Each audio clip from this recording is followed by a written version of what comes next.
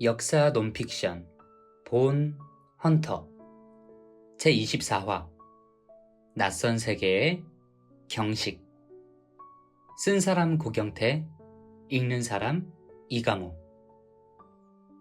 제가 인터넷 관련 자료 이런 거 저런 거 쭉 찾아봤는데요. 경호가 입을 열었다. 그는 의문사 진상규명위원회 의문사위 조사관이다. 의문사위는 2000년 10월 출범해 2004년 6월까지 활동한 한시적인 국가기관이다. 독재 정권에 저항하다 의문의 죽음을 당한 사람들의 진실을 밝히는 목적을 가지고 태어났다. 경호가 또 말했다. 우리나라 뼈대학 분야에서 가장 권위 있으신 분이 체질 인류학을 전공한 선생님이시더라고요. 그는 경식의 죽음을 밝히는 임무를 맡아 자료를 보던 와중에 선주의 이름을 찾아냈다. 경호와 선주는 그렇게 처음 만났다. 2001년 5월의 일이다. 경호와 선주를 이어준 경식에 관해서 먼저 이야기해보자. 경식은 노동자였다. 1959년생이다. 경남 의창군에서 태어났다. 1984년 대우중공업에 입사하여 선방공으로 일했는데 노조 활동을 하다 폭행 사건에 휘말린 직후인 1987년 6월 8일 실종됐다. 전국 각지의 노동 현장에서 대규모 파업 투쟁이 벌어졌던 이른바 노동자 대투쟁 한 달 전이었다. 그리고 1년여 만인 1988년 3월 2일 경남 창원 불모산에서 일어난 불을 진압하던 사람들에 의해 유골로 발견됐다. 경식은 죽어서 열사라 불렸다. 2001년 봄, 경호는 경식의 유골을 보고 있었다. 경식의 엄마 을선은 1988년 아들의 유골이 발견된 뒤 12년간 매장이나 화장을 하지 않았다. 왜 죽었는지 확실히 알 때까지 장례를 치를 수 없다고 했다. 집 창고에 유골을 보관해두고 아침 저녁으로 제사를 지냈다.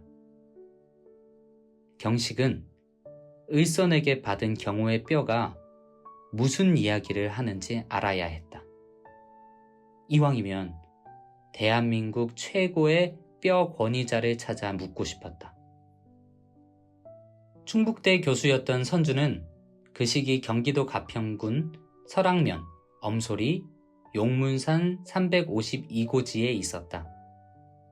경호가 2000년부터 의문사위 조사관으로 활동했다면 선주는 2000년부터 국군 전사자 유해 발굴 사업을 하는 육군 유해 발굴단의 책임조사원 일을 맡고 있었다. 경호는 불모산에서 발견됐던 경식의 뼈를 상자에 담아 용문산 352고지의 선주에게 갔다. 경호는 자신이 어떻게 하여 선주를 찾아오게 됐는지 자초지종을 설명했다. 선주가 일하는 현장은 1951년 5월 18일부터 21일까지 국군 육사단과 중공군 63군 예하 3개 사단이 전투를 벌인 곳이었다. 이곳에서 군인 유해를 발굴하는 중에 짬을 내어 1980년대 의문의 죽음을 맞은 노조운동 활동가의 뼈를 감식하게 될 참이었다. 경식의 뼈를 본 선주는 깜짝 놀랐다. 잇몸이 깨끗했다. 위턱과 아래턱 치아가 다 빠져 있었다. 치아가 빠져도 찌꺼기가 남을 텐데 그조차 없었다. 풍치를 앓거나 인위적으로 약품을 이용해 처리하지 않는 한 있을 수 없는 일이었다. 목뼈도 깨끗했다. 경식은 목을 맨 상태로 발견됐다고 했다. 나무에 목을 맨 채로 오랜 시간 있었다면 목뼈에 흔적이 남았을 텐데 그렇지 않았다. 어찌 이렇게 깨끗할 수 있는지 의아했다. 실종에서 발견까지 1년도 안 된 시기에 주검이 완전하게 육탈됐다니 이해되지 않았다. 주검의 상태 변화엔 습도와 온도가 중요한 역할을 한다. 한 번의 여름을 온전히 거치면 부패가 되었다 하더라도 이렇게 뼈만 남고 모든 치아가 사라질 수 있는 시간이 아니었다. 선주는 미국의 테네시 주립대학의 윌리엄 바스 교수가 운영했던 데스팜을 떠올렸다. 직역하면 시체 농장이었다. 바스 교수는 주검을 땅속에 묻어 6개월이나 1년씩 변화하는 과정을 실험한 연구를 했다. 제일 빨리 상하는 경우는 구더기가 온몸을 뜯어먹을 때였다. 주검에 비닐을 덮어 그 안에 구더기를 집어넣으면 부패가 빠른 속도로 진행된다고 했다. 한국의 오래된 장례 풍습인 풍장도 있다. 풍장은 주검을 지상의 나무나 바위 위에 올려놓아 비바람을 막고 썩게 하여 자연적으로 소멸시키는 방법이다. 이후 뼈만 추려서 관에 넣는다. 풍장에 관해 알아보니 육탈되는데 아무리 빨라도 2~3년이었다. 경식의 1년은 너무 빨랐다. 오른쪽 팔뼈에는 철심이 박혀 있었다. 경식이 1986년 5월 작업 도중 오른쪽 팔이 드릴에 말려 들어가는 산재 사고를 당했을 때의 치료 흔적이었다. 병원에 입원하던 중 같은 회사 노동조합 활동가를 알게 되고 이때부터 노동운동에 눈을 떴다고 했다. 다른 뼈에도 어떤 흔적이 있었다. 선주가 그곳을 들여다보았다. 경호는 선주가 이때 한 말을 평생 잊지 못한다. 견갑골에 설치류의 이빨 자국이 있네. 견갑골, 즉 어깨뼈에 쥐가 긁은 흔적이 있다는 말이었다. 경식의 엄마 을선에게 그런 이야기를 들은 터였다. 아들 뼈를 라면 박스에 담아 넣어둔 창고에 쥐들이 득식을 거렸다는 것이다. 경호는 전문가에 대한 경외감과 존경심이 몰려왔다. 용문상까지 찾아오기를 잘했다는 생각이 들었다. 이후 선주를 생각할 때마다 그 말이 늘 따라붙어 연상됐다. 견갑골에 설치류의 이빨 자국이 있네. 주검에 대한 인위적인 처리가 분명히 있어 보였으나 증명할 길은 없었다. 경식의 죽음을 둘러싼 의문은 결국 해소되지 못했다.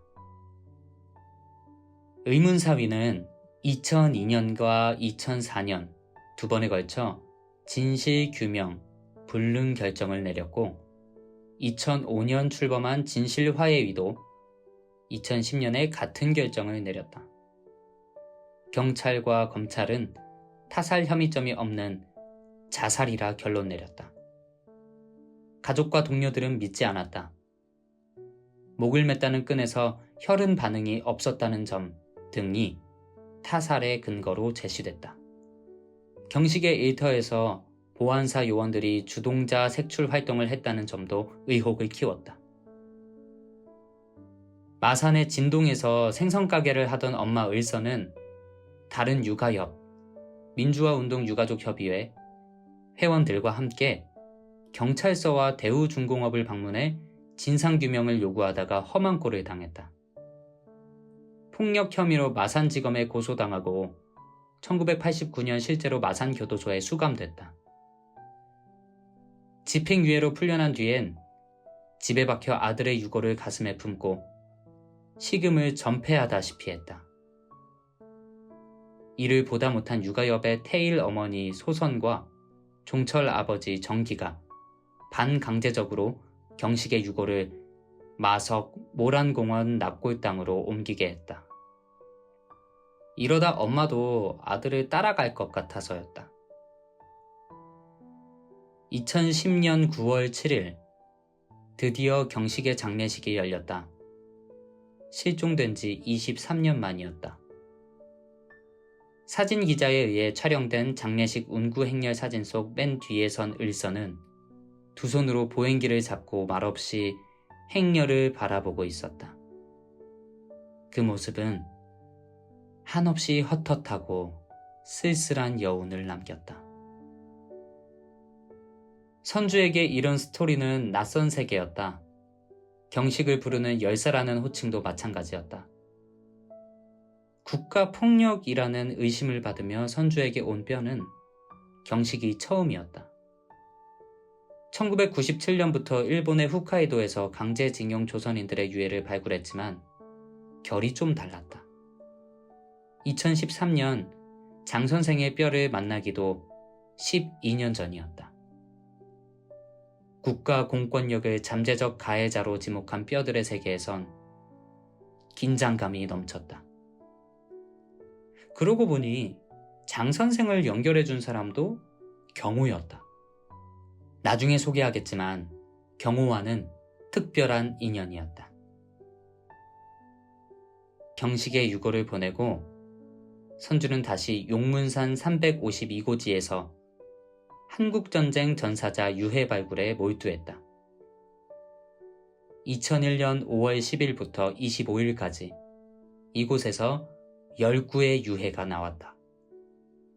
완전 유해는 7구, 부분 유해는 3구였다. 중공군으로 보이는 유해도 하나 포함되어 있었다. 중공군 경기관총 탄창, 탄피류와 중국 이름으로 새긴 것으로 보이는 뿔도장이 발견되었다. 1999년 12월 육군본부 제대군인과 중령 용석의 전화를 받으면서 시작한 일이었다. 2000년은 한국전쟁 50돌이었다. 전사자 유해 발굴은 그 기념사업의 일환이었다. 선주는 2000년 3월부터 버클리대 교환교수로 가기로 했었으나 이 일 때문에 포기했다. 2000년에 이어 2001년도 꼼짝없이 이 일에 묶여 전국의 한국전쟁 전투지역을 도는 중이었다. 선주는 352고지에서 발굴이 끝나면 감식을 위해 산 아래편 공터에 쳐놓은 천막으로 내려왔다. 회색 플라스틱 의자에 앉아 2개의 뼈를 쳐다보았다. 이름을 찾을 수 없는 국군 전사자의 머리뼈 하나, 그리고 치아가 깨끗하게 사라진 경식의 머리뼈. 가만히 생각에 잠겼다. 2개의 뼈는 무엇이 같고 무엇이 다른가? 용문산의 밤하늘에서 별이 쏟아지고 있었다.